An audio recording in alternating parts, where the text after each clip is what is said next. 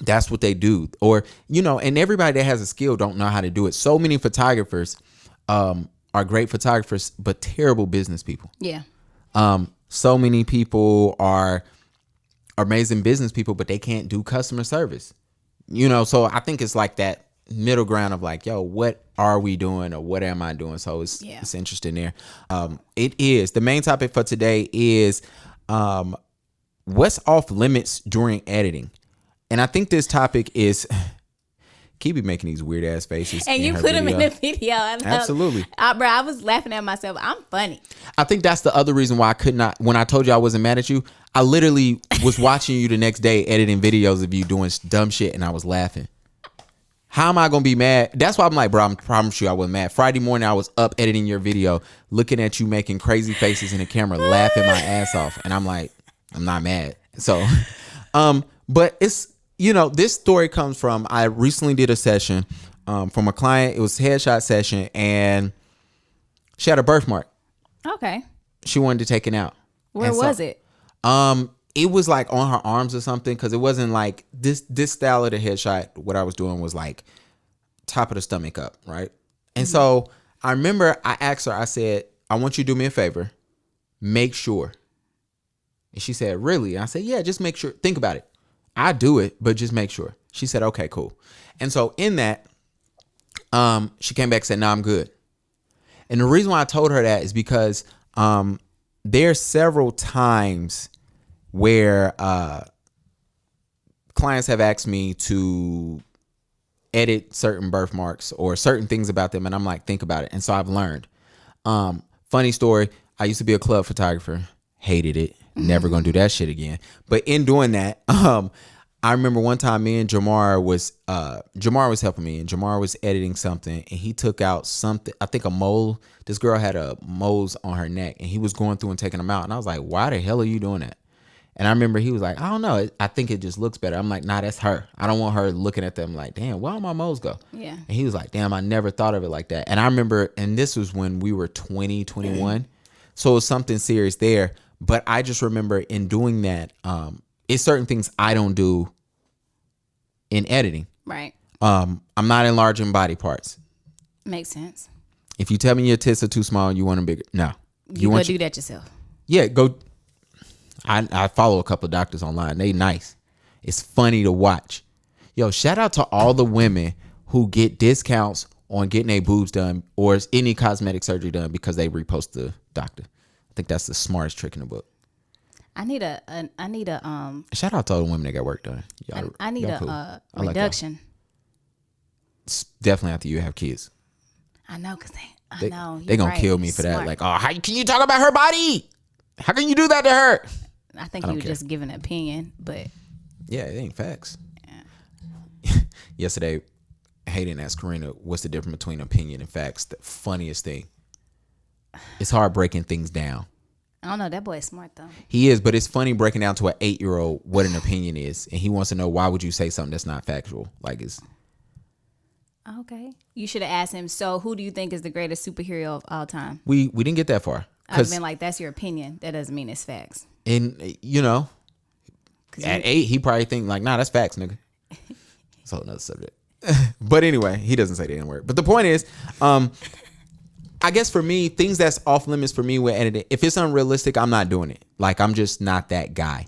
Also, I'm not, bro, I hate when people do this. Can you add my uncle who wasn't in the shoot right here? No. I was funny enough. I was in a photography group and this girl said she posted screenshots of a client who said that she put her boyfriend in the family picture and they just recently broke up and she wanted him cut out. And the girl was like, no. And she was like, do I sound crazy for this? And I was like, hell nah. Tell him, hell nah. We ain't taking him out. He shouldn't have been there. So I don't do things like that. And I think sometimes as photographers, we get sucked into this little thing of like, yo, I'm afraid to say no. And sometimes you have to tell clients no to certain things. I think as people, we get to that point, right? You try to figure out, can I tell this person no? Should I say no?